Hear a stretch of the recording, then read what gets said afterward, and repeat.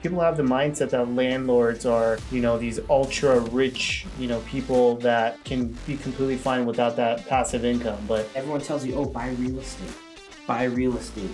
So you're like, okay, I'm safe. I'll go buy real estate. Now, during the moratorium of COVID, those people didn't have to pay rent. Right. It doesn't seem so safe, does it?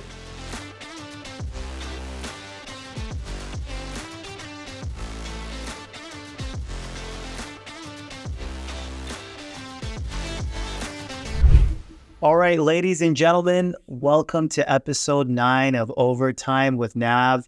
My next guest, super excited to introduce Mr. Eitay Bicer.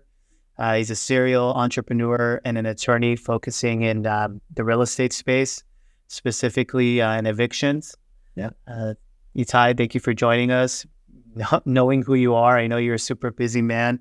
When Eitay and I chatted it up a little bit a while ago, I think he took probably 4 or 5 calls. So I know you're really busy. So I really appreciate your time, and I'm very excited to dive deep and focus on some really hot topics today.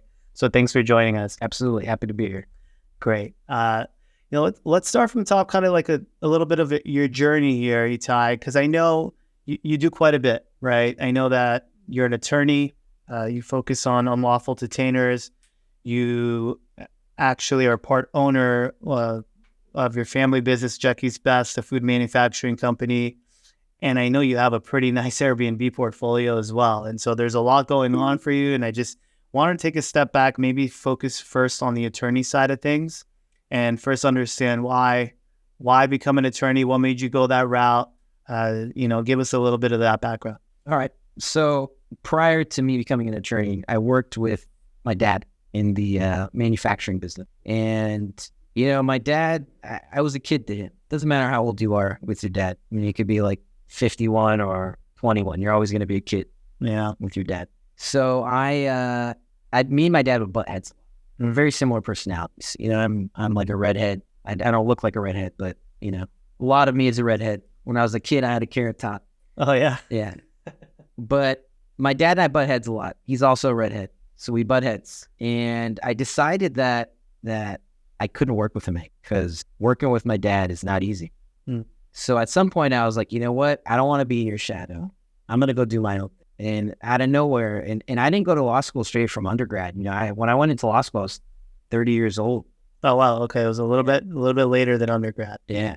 And I did a 2-year program. Typically law school's 3 years. So I did an accelerated program at Southwestern Law School and got my degree, passed the bar. And then all of a sudden, my dad wants to listen to Eitay's opinion. Right now, my opinion matters. Now I add value. I get this sign of respect with my name ending with Esquire. Oh, sorry. I should have probably added that in there. Eitay Bicer. That's okay.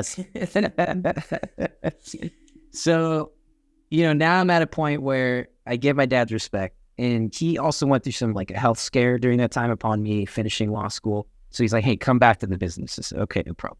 I go back to the business and I work with my younger brother as well. So me and Asaf, we actually run the day-to-day at Jackie's. And my father is semi-retired. He comes in a few times a week, yells at a bunch of people, screams, does his thing, and leaves, gets out. Keeps him young. And now we're at a point where, we have a well-oiled machine over there. We got a production manager. We have an office manager. We've got line supervisors. The machine runs well. So that brings up the point where I have some spare time, right? So in the beginning, I was like, okay, let me do some real estate unlawful detainers, also known as evictions, right? And I started... What made you get into that? Why real estate? Why real estate? So my father, he bought a lot of properties in 2009, which was probably the best time to buy. Yeah. Throughout all the way to 2015, just little bits of pieces at a time, both commercial and residential property. And we kind of managed those things. Me and my older brother were managing these properties, landlord-tenants. You got to draw a lease, you got to take the security deposit, figure out the terms of the lease. And so it's kind of already doing that even before law school, right? It was kind of like a in-between. And after finishing law school, I was like, maybe I should do real estate. I already kind of understand this business. So I started doing eviction. How it started, it's funny. I had a family friend be like, hey, because at that point I didn't know what I was practicing. I had my bar license, but I don't know what I'm doing, right? Like, how do you know what you're doing when you're first starting out? I mean, you're a CPA, right? Yeah, the general route is to go work under somebody, right, and get that experience. And if you're ready, and if you choose to take that leap of entrepreneurial faith, then you probably leverage that experience and go. But it seems like you probably had that experience within just having to manage your dad's portfolio. Yeah. Right. And I'm a serial entrepreneur, like you said. Yeah. I can't work for somebody. Right. It's not in my brain. Like, doesn't equate. Like, working for my dad was one thing, but it's still a family business, right? So there's there's some push and pull there that you can't otherwise do working for the man. Yeah. So, I was like, I'll do landlord-tenant stuff on the side. I take on just a random case. I didn't even know what I was doing. I was like, okay, I'll try this eviction. Successful. Get a default judgment, which is basically the tenant didn't respond to the lawsuit. We filed, we served them. Sheriff comes in, changes the locks. It's over. Well, sounds like a really good first client to ask. Okay, great. Yeah. Because some other clients can be troublesome. Yeah, I bet. Especially here in California. Especially in city of LA. All the I like to call them fiefdoms. Fiefdoms? Yeah. What does that mean? Like a kingdom, where there's like a king, a monarchy in every little city. Why fief? So I don't know the exact definition of fiefdom, but is it actual? Yeah. It's basically like, we'll look that up for the audience. Yeah. It's like some type of monarchy. Okay. So these cities have their own rules and regulations. That's why they're fiefdoms, because ultimately they're controlling what you can't do as a landlord. Yeah. City of LA, city of Santa Monica, city of West Hollywood, you can even argue city of Inglewood, buried in landmarks. All right. If you can't just hire any attorney to do an eviction. If you just call your buddy who's an attorney and be like, hey, help me with this unlawful detainer, which is an eviction, by the way. That's right. The legal term. Most attorneys have no idea what they're doing. They're following some state law that they think is correct, whereas they could be in a city that has different laws. Right. And ultimately, it's the city that determines what makes sense. Like, if we're looking at the federal versus state versus the city, you have to go to the city, or is it you got to look at it all? How does that work in that analysis? So, good question. So, I think the first thing is you have to ask yourself jurisdiction. Right. Jurisdiction is, where is the property located? Right. What's the property at issue? Jurisdiction would be the city, right, and the state, and city and state. But the city typically can enact laws that are stronger than the state, right? Okay, so they are stronger. So they kind of... The cities tend to be strong. So I guess if I'm not mistaken, basically the way you essentially go about it is you got the different jurisdictions that fall within each other, but if one is stronger than the other, you got to go with the stronger one. Absolutely. Okay. Stronger protections always apply. Okay.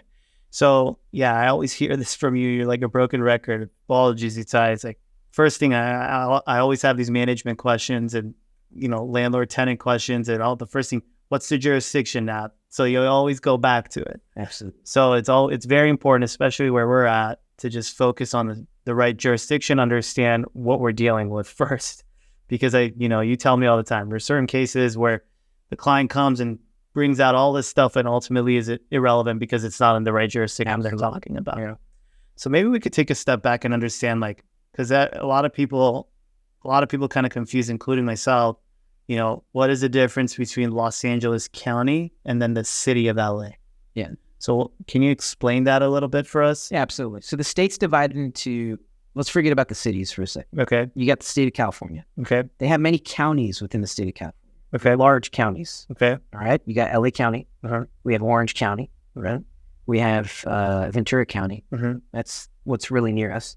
We can even go down as far as San Diego. Okay. Right. And then we got, if you go a little bit far up north, you have Kern County. And then there's counties up north, where San Francisco is. I don't have the names on top of my head, but typically those are the counties. Within the counties, there's individual cities. Got it. Right. And do the counties have their own set of laws as well that you got to be wary about, or is it really state and city? It's really state and city, but there's areas of the county that are unincorporated, meaning they don't have a city, right? They don't have a city, a mayor.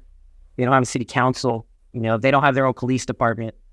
It's the LA County Sheriff's Department. So, for example, when you're driving on the streets of city of LA, Right. it's LAPD, right? Right. Okay, but if you're in a different part of LA County that's not a city, you might have the sheriff's over there because they don't have a municipality, right? Right. They don't have their own government structures for that municipality.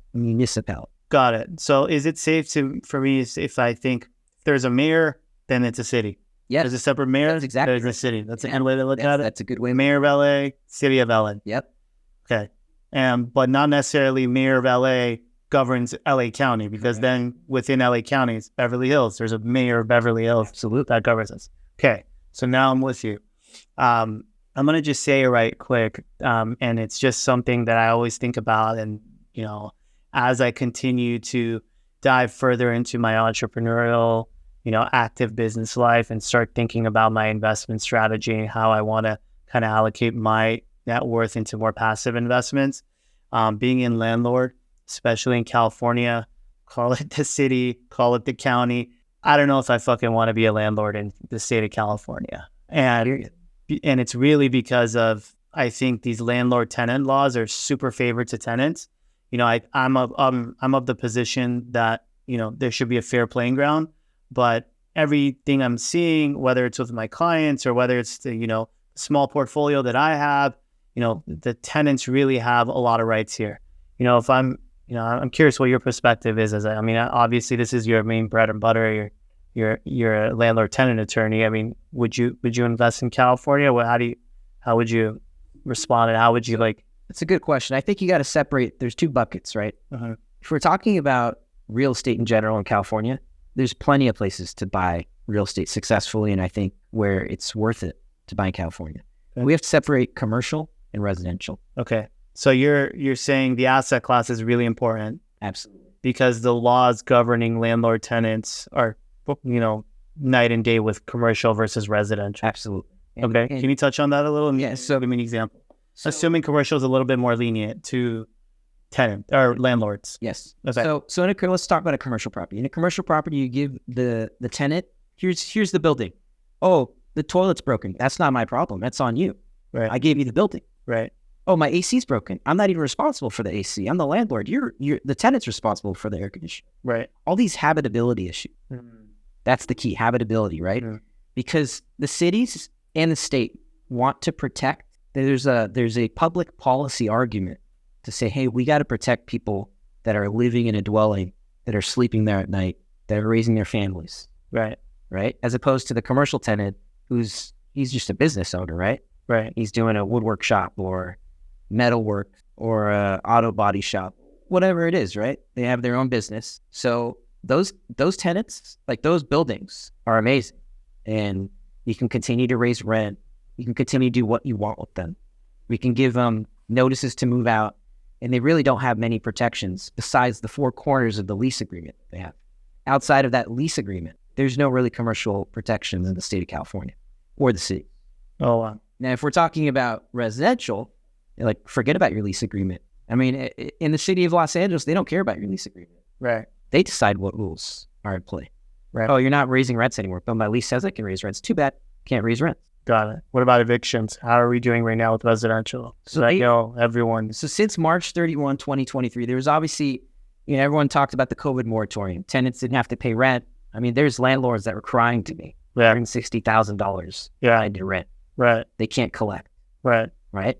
Well, what does that do for a guy that owns a condominium? Right. Or a house? Was $1 million, 1.1? Yeah. It's, the people have the mindset that landlords are, these ultra rich, people that can be completely fine without that passive income. But, a lot of times these are people that spent their lives trying to build this net worth and to be able to live their retirement through these funds. And now you're basically putting them in a position where they can't even live off of that. To your point, you build your 401k, you invest your whole life, you work, right? And everyone tells you, oh, buy real estate. Buy real estate. That's the talking point all the time. Right. So you're like, okay, I'm safe. I'll go buy real estate. City of LA, duplex, built before 1978. Right? Now, during the moratorium of COVID, those people didn't have to pay rent. Right. Doesn't seem so safe, right. Does it? No, it doesn't seem safe at all. I will say, though, there were some some payments made to landlords during that time, right? For the residential landlords that allowed them to kind of make up for some of the moratorium issues. Yes. So there was a bucket of funds, right? Or slush money, whatever you want to call it. Yeah. Then, for better or for worse, a lot of folks kind of took advantage of it as well. Absolutely. So once a tenant knows it's available, even if they have money to pay rent, they're not going to. Right. They're going to get their new iPhone. Right. They're going to go buy a new car. Right. But for the most part, I think it was like about 80% of their rent was for a certain period from like, let's just say 21 to 22. But what about after 22? Right. Right. The moratorium ended March of 2023. Well, that's crazy. So there's like another year's worth of rent that, essentially the landlord's potentially asked out. How does that work right now? I mean, to the landlord audience that has missed out on the rent, are you saying, hey, man, you're SOL, move on, or is there opportunity to kind of recover from the rent? It depends, but for the most part, you're SOL. You should have luck because most of these tenants, they have bad credit. If you look at the credit percentage of Americans today, I mean, I think 55% have like a credit score of, 600 or below. I don't know the exact numbers, but there's a lot of Americans that have really bad credit. Right. So you have to assume that a lot of these tenants are going to have subpar credit. Right. They already have judgments against them. They already owe their car company money or their other financing that they've done. They probably own healthcare bills and a whole bunch of other stuff that you have to think. I have a saying, it's don't throw good money at bad money. And listen, I'm an attorney. I would love to bill my clients all day. Right. I'll bill them 10,000, 5,000, whatever it is, no problem. Right. But I also give them the best advice because I'm an advocate and I need to give them the best possible advice. Right. It's like, hey, we can go after this tenant for the $30,000 in rent that he owed. Fine. Okay. Well, what are you going to have? A piece of paper? Judgment? Cool. What are you going to do with that paper? Right. They're judgment proof. They don't have any assets. They have no assets. So is it worth spending money on me, $5,000, $10,000 to go chase 30 that you might never see? Right. That's the question that a lot of landlords have to ask. Okay. So to answer your question, if the tenant has assets and they owed rent for that period, even though there was a moratorium, there's an opportunity to build out a judgment against them. Yes. But more likely than not, the tenant is probably not going to be able to satisfy the judgment anyway, and so you're at a lost cause. Absolutely. Got it. Yeah, it's pretty messed up because I could only imagine how many landlords struggled in that period, whether they were forced to sell or do something else, and they're just operating at thin margins or not even any margins. And to your point, City of LA puts all these laws in place, right, to prevent the evil landlord from taking advantage of the tenant. But you just said earlier that most of these landlords are, retirees, mom and pop landlords. They're not big corporations, Right. Right? But what happens when the mom and pop landlord now isn't getting paid rent? They're foreclosing on their place, and that goes up to a bank sale or foreclosure sale. Who scoops it and gobbles it up? Probably big corp Exactly. because they have all the cash. Yeah.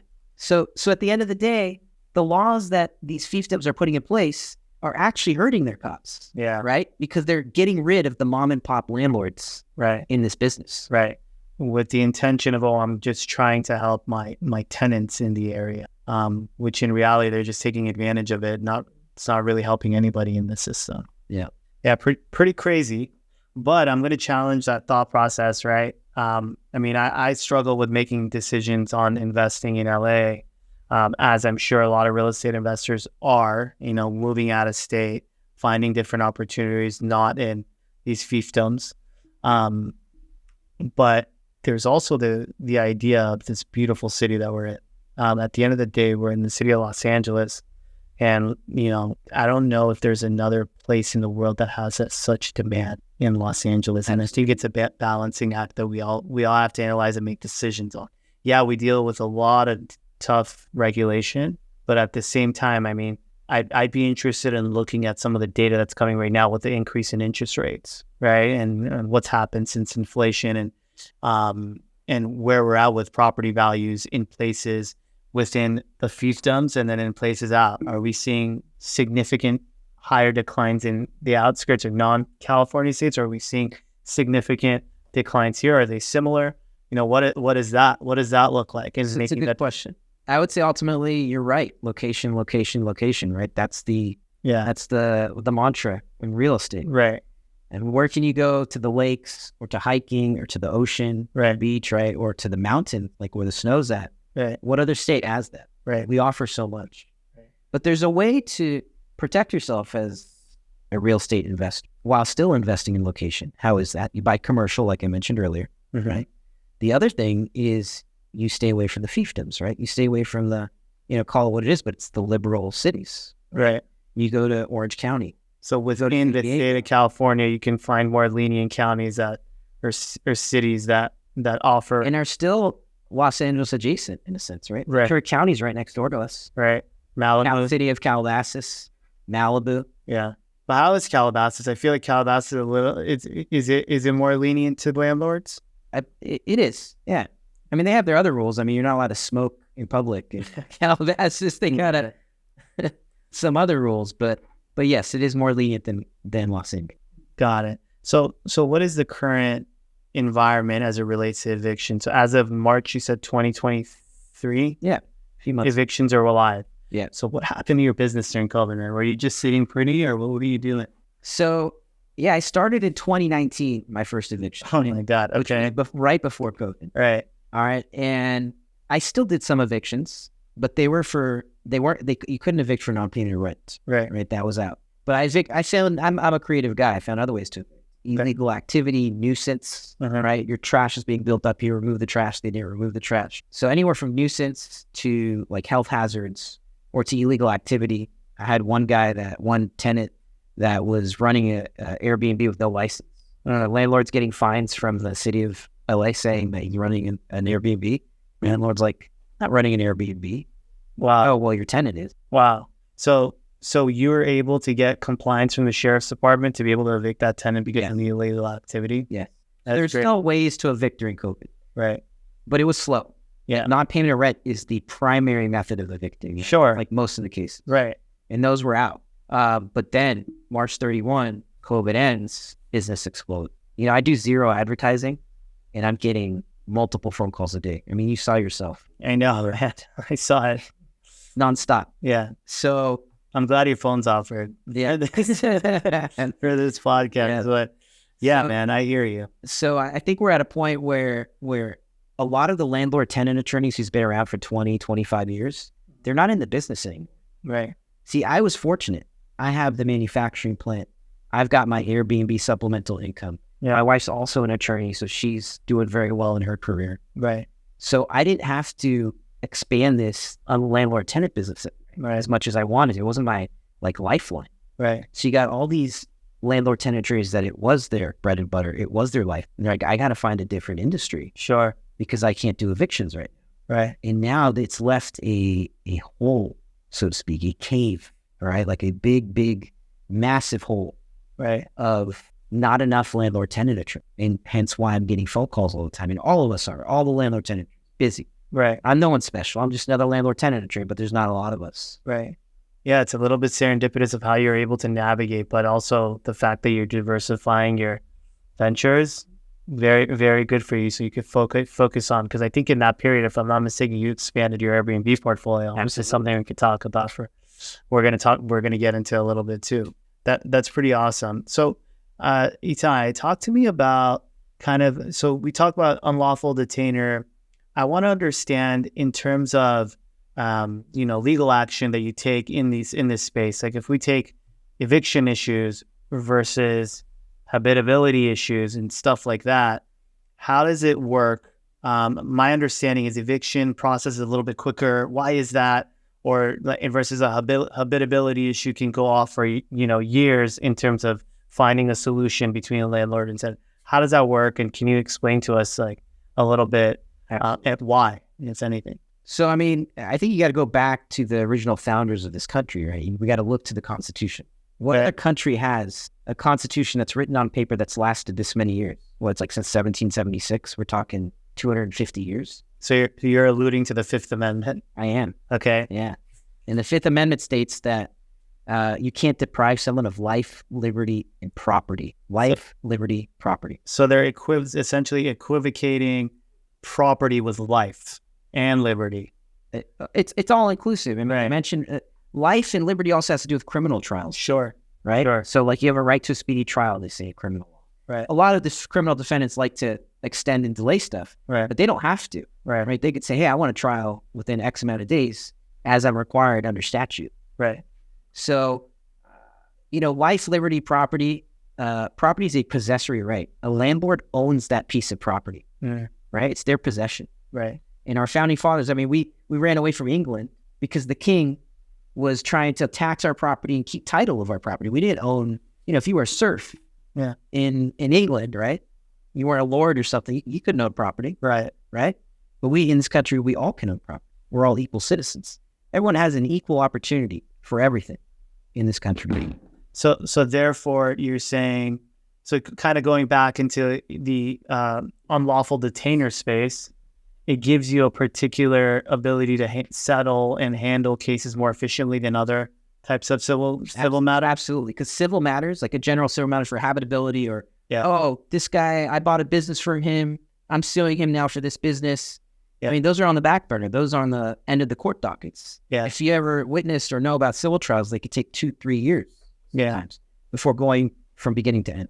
Yeah. Here, we have a speedy process in unlawful detainers, in evictions, because we have to get the landlord his possession back of his property.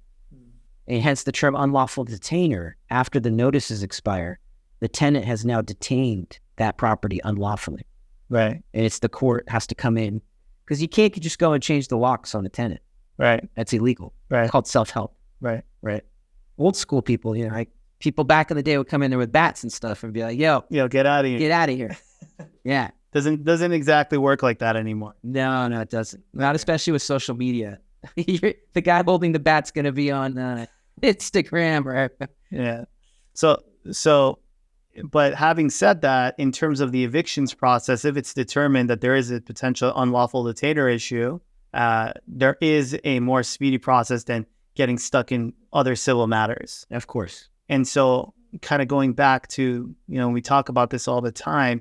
I remember when, the podcast with my buddy Sean, and we've met before, we talked about really being good at your craft and really focusing on that craft. And so you being, an expert in this unlawful detainer space, it's very important to, whether someone like yourself or another evictions attorney, to be able to properly navigate that. If not, if they're operating in, somewhat of a generalist and doesn't know the space as well, they could, assume that they're dealing with some civil matter that's going to take years, to settle. Whereas in this space, if you're speaking to someone that knows the space like the back of their hand, they can navigate it and to be able to, quickly and efficiently get shit done. Yeah. And more importantly, if some generalist does it, they might fail. There's so many landmines, as we saw with the fiefdoms. Yeah. With all these notices that it's required. You got to upload the notice to the city. You got to serve them properly. All these different things that a general attorney may not be able to navigate through unless he does his due diligence and research, right? Right. And more importantly, they have, even within the real estate space, I have a friend who's a real estate attorney. I'm a real estate attorney. They don't do UDs, unlawful detainers. They don't know anything about them. They do like commercial real estate transactions, right? Some big corporations buying a commercial building, they put LA Fitness in there, for example. Right. Right. Triple net lease. Right. Right. They don't know anything about unlawful. And I don't know as much in their craft, right? Because I don't deal with those things. So even if someone's labeled a real estate attorney, right? Unless you actually do UDs and you're in the thick of it. And we see a trial sometimes within 3 weeks. I filed 3 weeks later, I'm in court. You can't say that for any other civil matter, except maybe a restraining order. Those are pretty quick too. Right. Yeah, that's pretty crazy. Something I didn't know, that how quickly you can address certain unlawful detainer matters. And now, with the caveat during COVID, there was obviously a slowdown in all this stuff. I mean, the courts were logged on everything, right? Right. Criminal trials were delayed. Everything was delayed during COVID. So how are we doing right now? I mean, is this about up? It's done. Yeah, everything's probably it's even more efficient because now everything's on remote, and they empowered the operations to kind of the courts to be able to do certain things, whereas prior to COVID, they weren't doing any of that. 100%. I'm on remote all the time. I was about to have a remote hearing today, but fortunately, the judge ruled in my favor in chambers. I didn't have to appear. Wow. No, that's great. I guess light at the end of the tunnel for a little bit. So if folks were able to kind of survive, it seems, the environment is getting a little bit better. You told me about a story about. Because again, I mean, I again, struggling with the landlord issue in the city of LA or in California in general, regardless of these fiefdom. I struggle, and so you always tell me all these stories, and one thing that was a very foreign concept to me was, hey, if I'm a landlord and I'm trying to get my tenant out in the city of LA, there's definitely certain hoops that you got to get. Like even if the lease is up, like let's say today, my lease, a lease on one of my with one of my tenants is up. Can I go and tell them, hey, I'm trying to move into the property, or what's the rule behind that? So no, I mean, if your lease expires, that's not a reason to evict a tenant, right? You have a few options. Okay. To get rid of the tenant, you have to do an owner-occupied move-in, okay, right? Where you as the owner or a family member moves into the property. What's a family member? Like a son, daughter, grandchild, parent. Yeah. Okay. It's pretty it's not a cousin. Okay, so it goes up and down, but not left and right. That's right. Okay. Yeah. All right. There's other ways, like if there's a government order, let's just say that the place building and safety comes in, like, wow, this electrical is going to start fires. The plumbing's messed up. Now you get a government order from building and safety, right? They say, hey, you have to comply with it. If you have a government order, you can also evict the tenant. Mm-hmm. So you got owner occupied, you got government order, right? In either scenario, you have to pay the tenant relocation. Mm-hmm. Okay. So you have to pay the tenant relocation money even if the lease is expired. Correct. Is there a time that you don't? So if we're talking about like Orange County or San Diego. I knew you were going to say that. At the end, what's the jurisdiction? Yeah, what's the jurisdiction? Okay, so in the city of LA. In the city of LA, there's no escaping relocation money. Okay, and what does that money look like? Anywhere from $12,000 to $25,000. And how do you determine that? It's determined by whether the tenant how long they've lived there. So 3 years or more, whether they have minor children living there, and if they're senior citizens, or if they have a disability.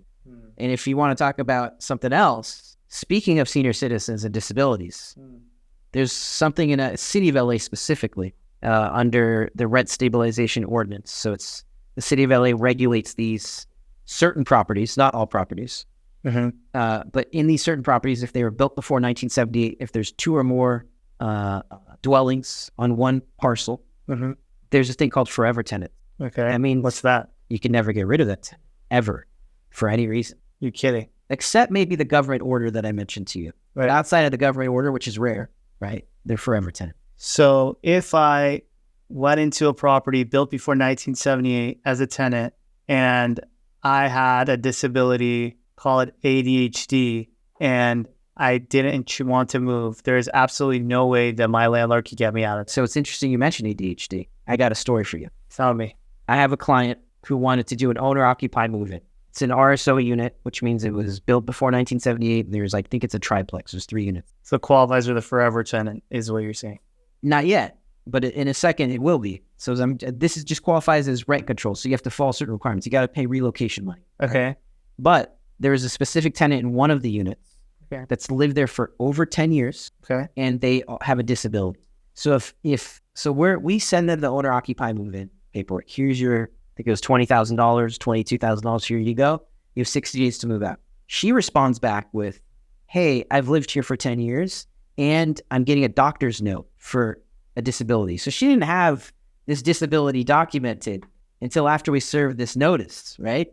The doctor's note, which we're not even allowed to ask what disability it is. Fortunately, she had an attorney and the attorney told me, and the attorney didn't have to, but I was lucky to find out that she was suffering from ADHD and therefore falls under the disability requirement of the city. And now he can't get rid of her. Wait, so I need to understand this. So if as long as the landlord does he have to get evidence of the disability?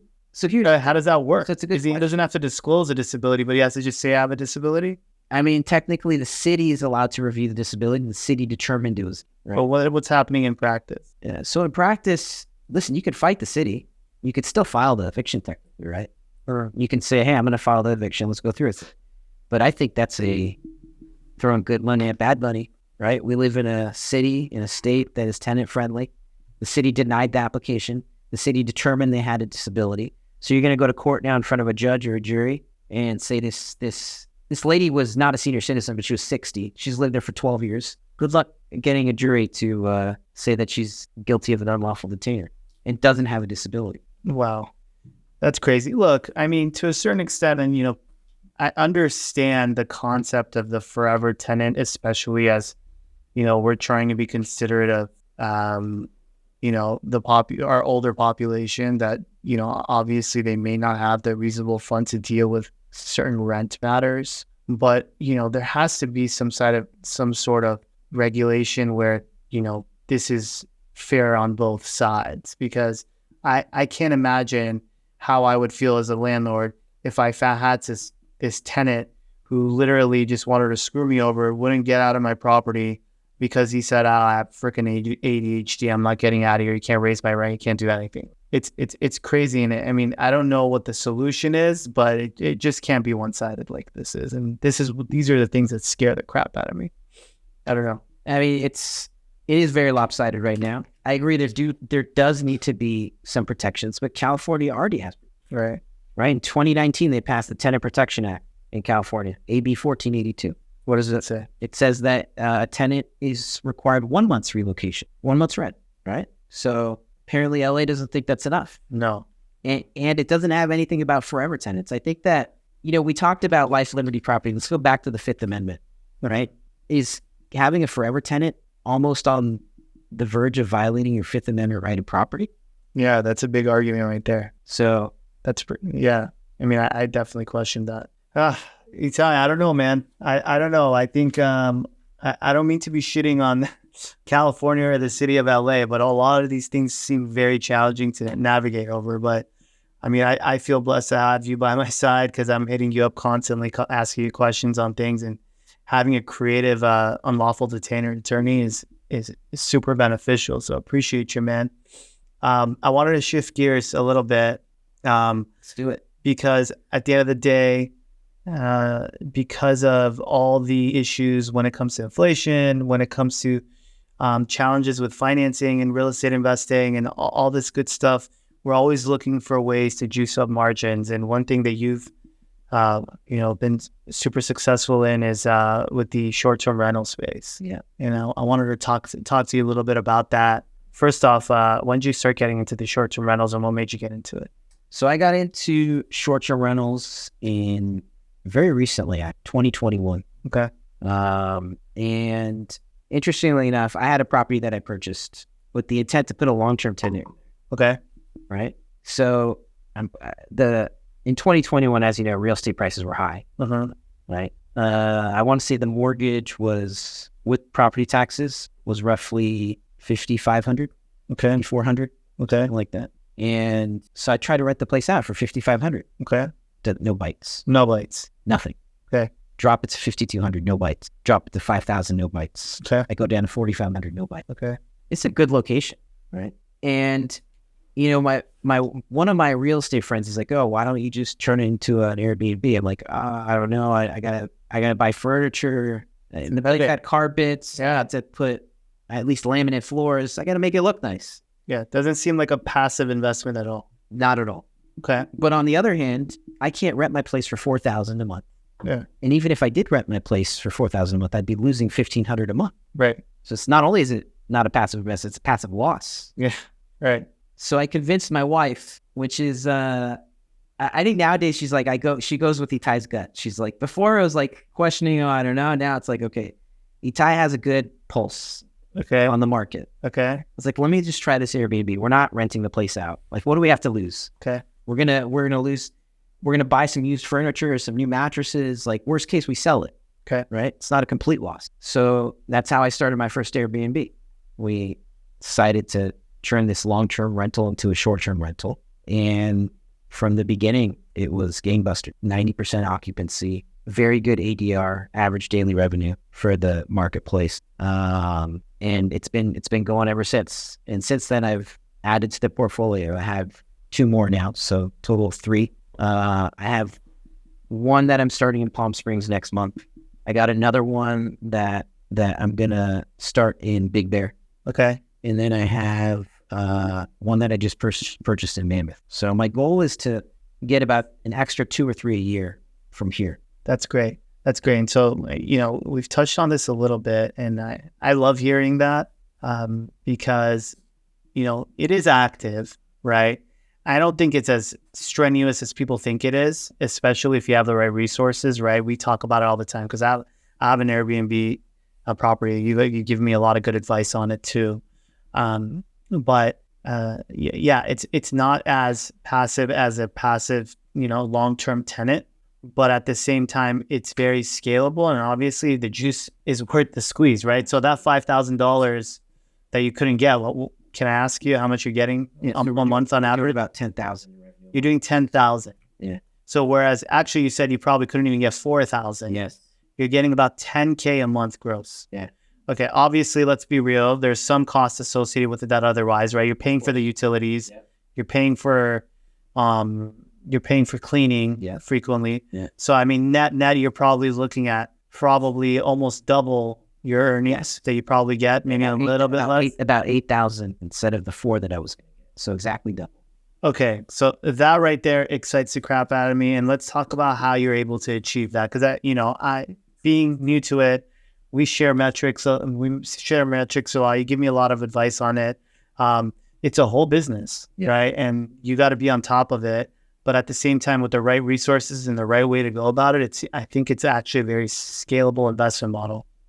And to discuss scalability, and we can even, if you really want to get into the nitty gritty. Yeah, let's do it. We can talk about, is it a purchase? Is it an arbitrage model? Or is it a management, right? Because there's 3 different models. Okay, yeah, let's talk about that a little. Purchase seems to make sense. I think I'm going to need to top you off for this. Okay. Purchase seems to make sense, right? You buy the property and you position it. Obviously, if it's short term, you got to get the right permitting. I'm going to say exactly what we always say. What's the jurisdiction?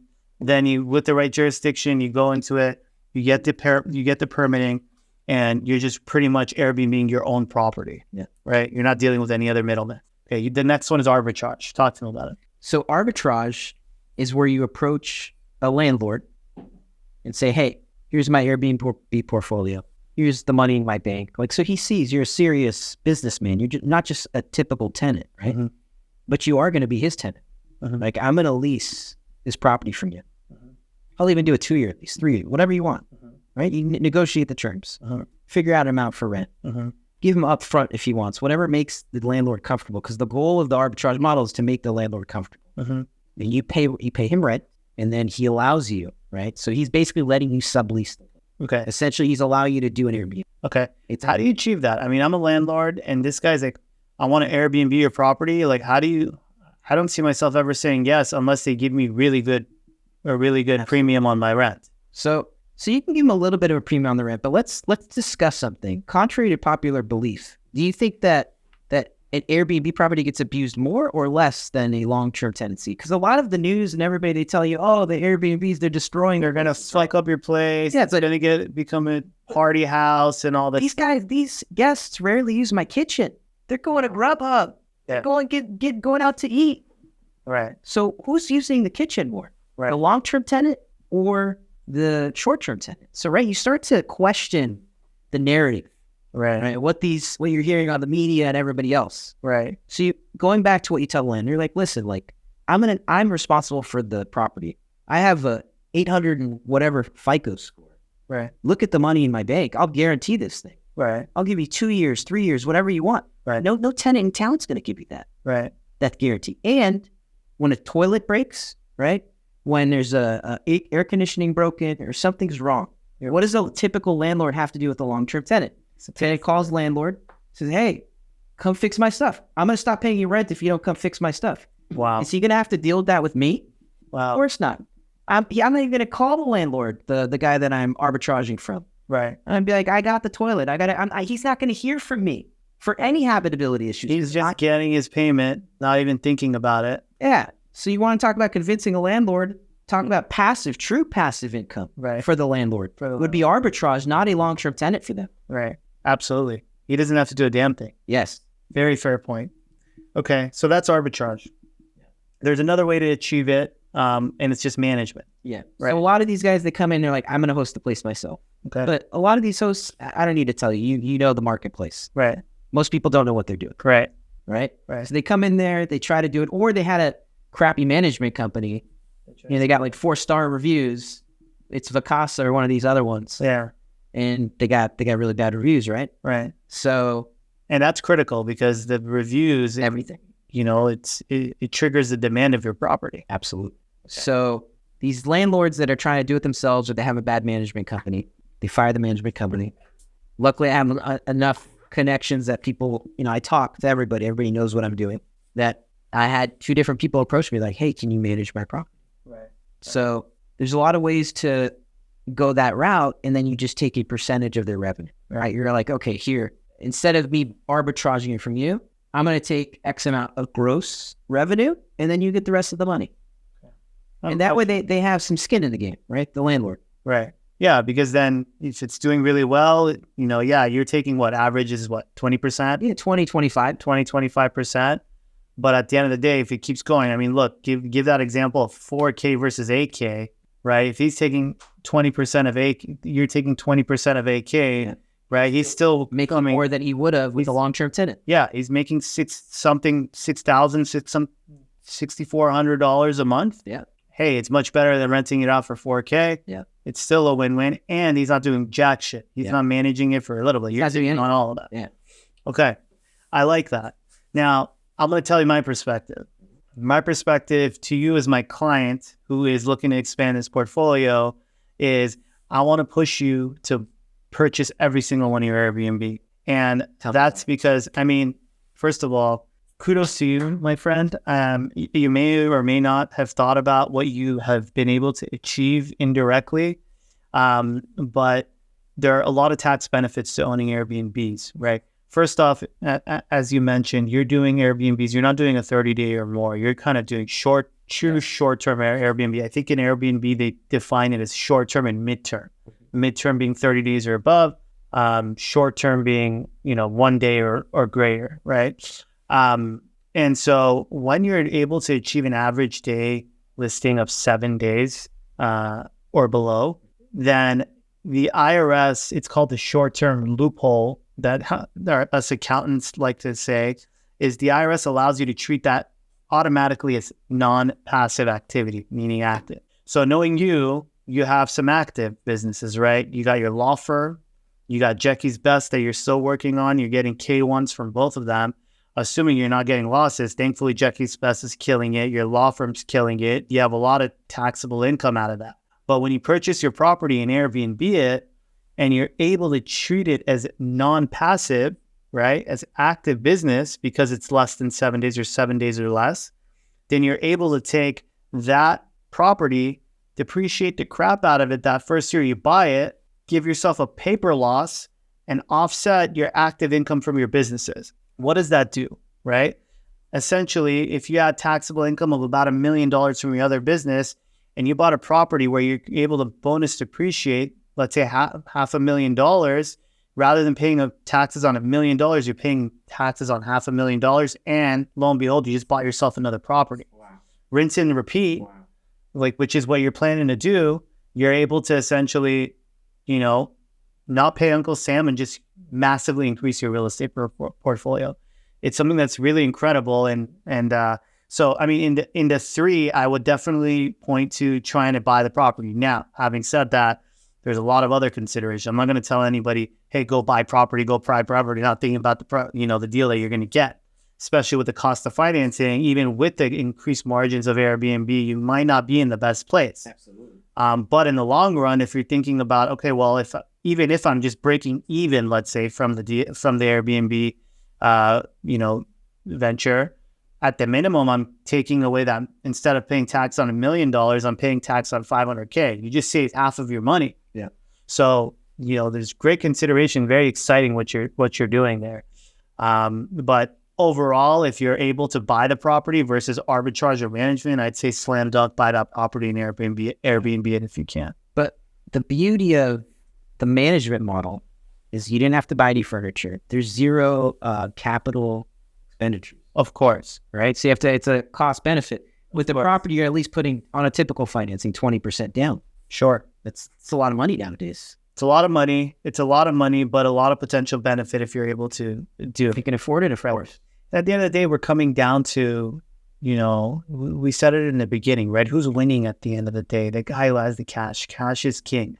Because, the property values have gone down. Cost of financing has gone super up as a result, taking away like the mom and pop investors. Yeah. But the people that have all the cash in the world, the big corporate guys or, the big family offices out there are taking away deals, all cash, no brainer. What do you think they're going to do in Maui now with all those fires? These corporations, right? Like, they're salivating at the mouth right now. Yeah, no, for sure. With cash. Yeah. Speaking of cash, the Mammoth property I purchased, all cash. All cash. Okay. Oh, congrats on that. That's amazing. Because they didn't pencil in with a 7% interest rate. Yeah, you didn't think you'll make it. Nah. It wouldn't even be profitable. It wouldn't be profitable. Yeah.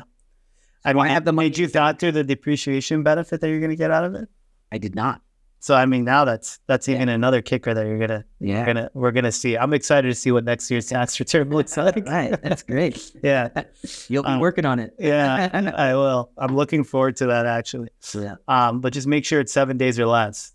Of course. So listen, always all my listings are. I give 1-day stays, and you know why I do 1-day stays. All right. We talked about this. Okay, let's get into it. I think we need to see it. So, I want to know how you're able to confidently make these investments in Airbnb, and what are you looking at when you're looking at a potential? You looked at Mammoth.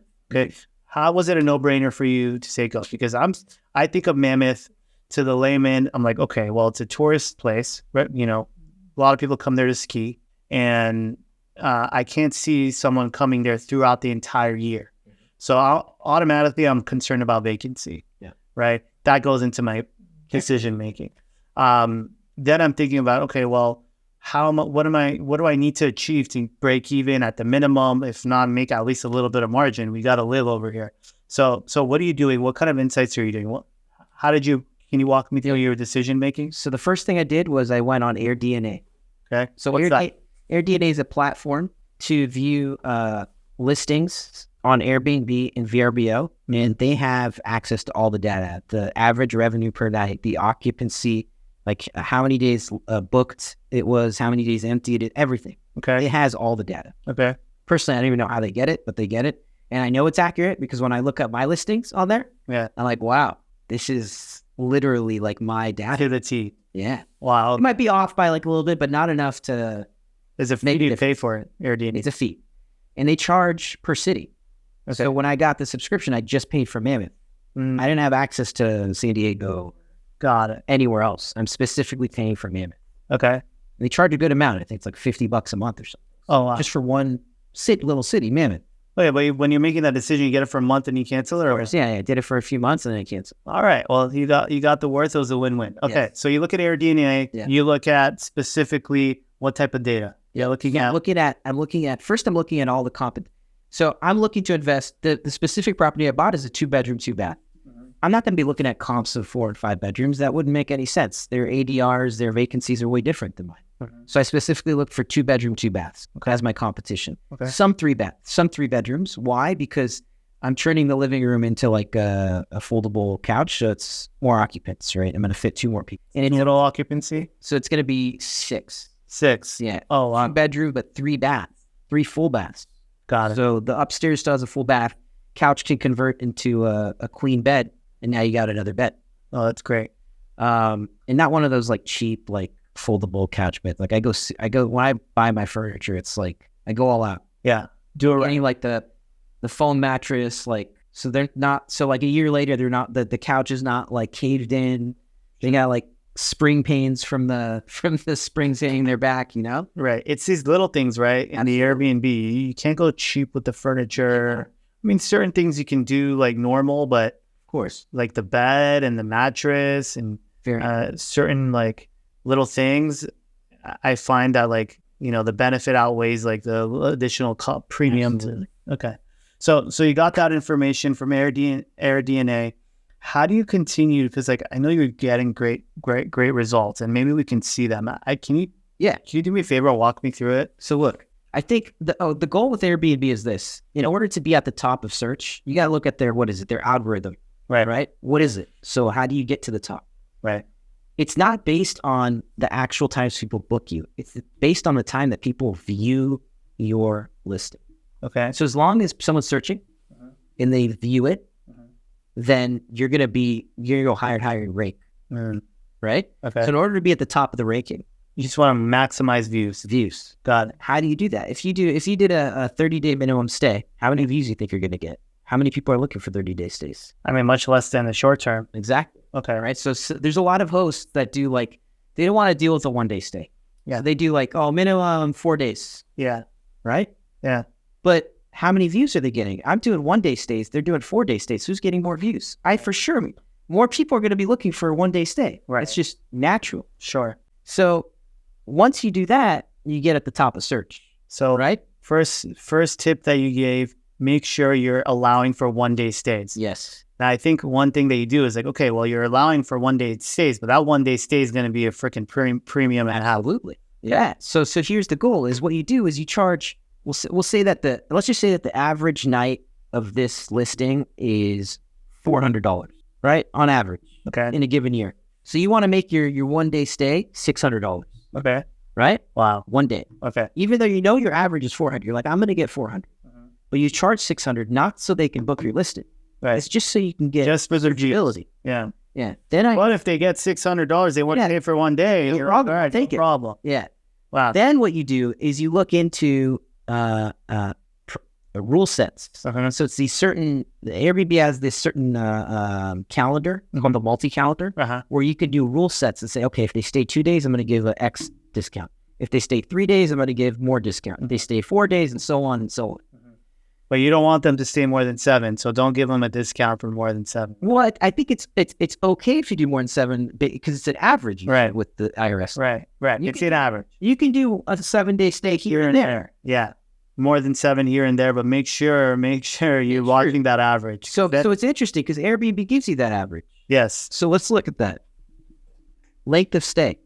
So if we go here, we look at length of stay. Oh, hold on. So if we look at length of stay and we go to similar listings, look at my average stays throughout the year. Even though I'm still getting 1 day, some 1-day stays, I'm getting some 2-week stays, I'm getting some in-betweens, but at the end of the day, it's about anywhere from a 4 to 5 day stay. Please screenshot that later and send it to me so I could for your taxes. Okay. I need to verify that, but that's great. So always monitor these stays, like the stays. Okay, that's Okay. good. Talk to me about those rule sets. How do you build those out? Okay, so if we go to the rule sets, it's not in the app. You actually have to go to the desktop version. Oh, okay. Okay. So maybe later I'll show you off camera. Sure. Where the multi-calendar is. Okay. But the app doesn't have that available. Okay. But what the app does have available is occupancy rates and average nightly stay. Okay. So if we just go here to, let's first look at the views, right? We were talking about views earlier. Yeah, views are critical. So views are critical. We look in the last 30 days, or even look at the last 365 days. I mean, look at my views compared to the competition. 10,483 versus 1,500. Yeah. How do you achieve that? 1 night stay. Okay, well, that's one of it. It can't just one be of that. Okay. What else do you need? All my listings are 4.96 stars and up. You got to be a super host and get 5-star reviews. Yes. And not 4.8, not 4.85, Yeah. even though you're super host with 4.8 technically. Yeah.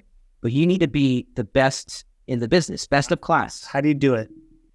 So What's worth it? What's not? the key is you need to, a couple things. First, you can't be cheap in this business, right? It's the cost of doing business all the time. And a lot of people, they tell me, oh, Airbnb is just real estate. No, it's not real estate. We're in the hospitality business. You need to get real estate out of your head because it's really not real estate if you get to the actual focus of it. Right. It's hospitality. It's hospitality. Right? Right. And if you can get into that mentality and you treat your guests as who they are, which is, people staying at your hotel or at Airbnb. Right. You stay at hotels and Airbnbs all the time. You know what to expect. Oh, They give you 2 towels yeah. and you're having to call them and say, hey, I need more towels. I'm here for 5 days. Why did you only give me 2 towels? Right.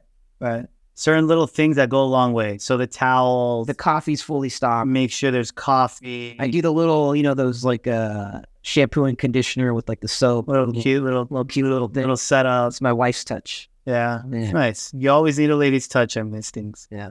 You were mentioning the makeup remover. Oh yeah, she has. So our towels were getting destroyed with ladies. They Yeah, it's their makeup. And they take their makeup off. Towel's black, doesn't come out of the wash. Right. And by the way, do you charge the guest for the towel? Do you even say anything? No, you don't. No. You see what I'm saying? That's what hospitality is about. Right.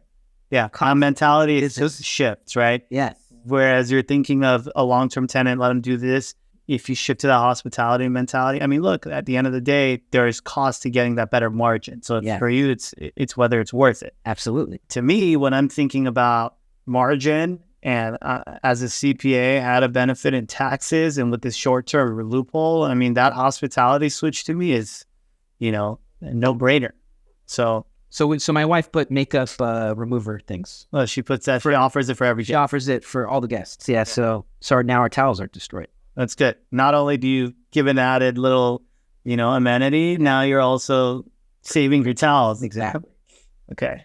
We get stains on the sheets sometimes. Yeah. They're baby, Sure. Yeah. Well, we don't go after the tenant for that, or the guest, I should say. They're not tenants, they're guests. We don't go after them for that.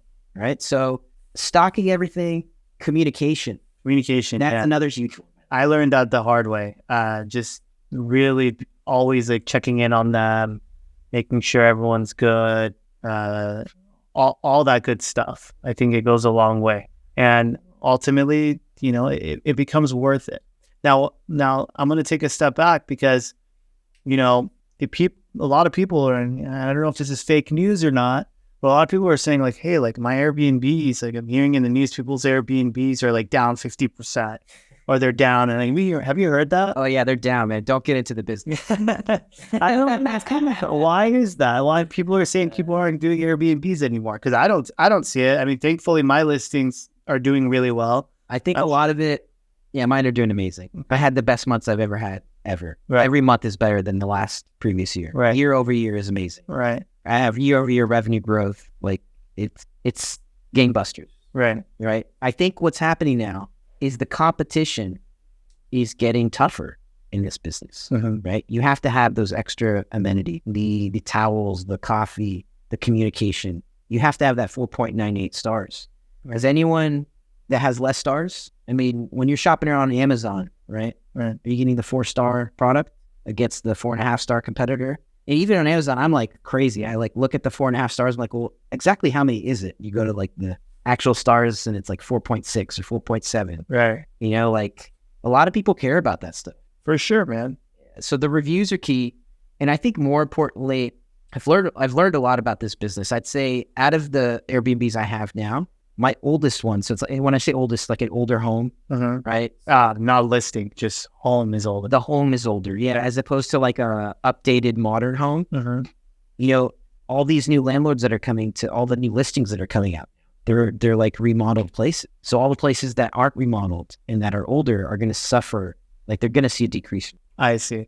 So there is a little bit of that. Let me ask you something about the ratings. So if you have your first listing, it was a beautiful home and you did an incredible job, got super host status, all that good stuff, then you put a less desirable listing on. Do you benefit from that super host status? Absolutely. If the listing's automatically super host. Would you suggest that? Would me putting a normal listing versus a really good listing on it, would you still recommend that? Because it may impact the super hosts, the rating status? So I don't think an older listing, an older home, will affect the ratings, right? One of my oldest homes has the best ratings, 4.98. So I'm just saying that you're going to get less revenue per night on those older homes. That doesn't mean that you're going to get a low rating. The rating should still be high because of the service you provide. Got it. But I think a lot of people are suffering in this business because A, they have bad ratings. B, maybe their home's a little bit outdated and they have bad ratings, right? A combination. And C, I think it's better. Let's talk about regulation, Airbnb regulation. I would argue that it's better to invest in an Airbnb in a regulated market. And people would think, well, you're crazy. Areas of competition?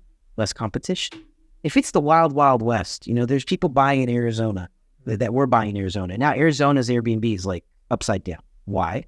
Because in the state of Arizona, the state law, it says, hey, cities, fiefdoms, you can't prevent Airbnbs. So city of Phoenix or Flagstaff, they can't enact a law. The mayor, the city council, they can't enact a law that says we're banning Airbnbs because the state law doesn't allow them. So it's just the demand is so high. There's so many of them, and The supply is so high the supply so high. There's so many of them. that the demand is not keeping up with the supply.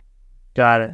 So that could be a part of the equation. So I agree, maybe it's not so much fake news in areas where, hey, you get a home, you get stamped by the city, you get your license. Like I just bought in Mammoth, but there's regulations over there. You can't do single family homes or certain zoning in areas where you can do and can't do Airbnb. Got it. Right? You're able to position an Airbnb in LA. Seems like you're winning. Like there's regulations, right? Like for instance, right now in LA, you can't Airbnb a property you don't live in. Absolutely, it has to be a primary residence. Right. Right? You have to live there for. And what is a primary residence? Maybe you can chime in on that. Isn't it arguable? What if let's talk about primary residence. Okay. What if I'm work remote now? It's post-COVID. Right? Hypothetical. I'm going to be on the beach in Hawaii this month. I'm going to Miami later. I just want to travel. Yeah. So where does the majority? It's just the majority. And if it's completely even, I think it's like the luck of, you get to choose. So it's just really majority of where you're staying. So if you're 2 months staying in LA in your primary residence, and you travel the rest of the time in different regions, you can Airbnb your LA residence. It's your primary residence, right? Right. It's on your tax return. Right. You know better than me. No, that's true.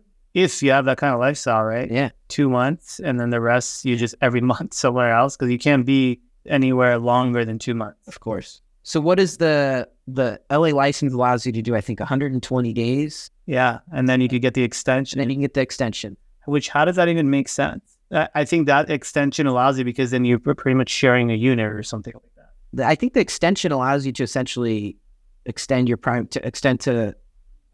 rent out your home whole year. I mean, it's the whole year. But it's kind of counterintuitive because it's your primary residence. How do you?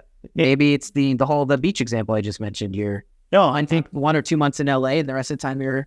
I think the intention is that they're expecting you to rent out a room in your home. Interesting. Maybe, possibly. Yeah. The other aspect of it is, listen, I mean, the city council can talk all they want about, city of council of LA. Yeah. Talk all they want about, we want to protect tenants, this and that. How much revenue is the city of LA receiving from Airbnbs? I looked it up. I think it's a very significant amount. It's like 11% of the budget or something. I think it's one of the top lines of the gross revenues to the city. Yeah. And there's no way they're touching that. That's exactly right. Right. Follow the money. Yep. They're gonna say a bunch of stuff to people, to their constituents, to make them happy. But at the end of the day, they're not cutting 11, 12, 13% of their budget. Right. It's not happening. It's too big of a pie. Yeah. No, it's definitely a little bit interesting how that's achievable. I just got my extended home permit. Oh, nice. So I'm awesome. Super excited about that. You've helped me a lot throughout the way. So thanks, Eitay. Eitay, we're kind of running out of time. I could go all day with this and have so much more to talk about, but I just wanted to thank you again. I had an incredible discussion with you. I hope we can have you on again. Absolutely. I know you probably missed 30 other calls and helping clients with their unlawful detainer matters and whatnot. But thanks again, and hope to see you again. Awesome. Thank you. All right, man.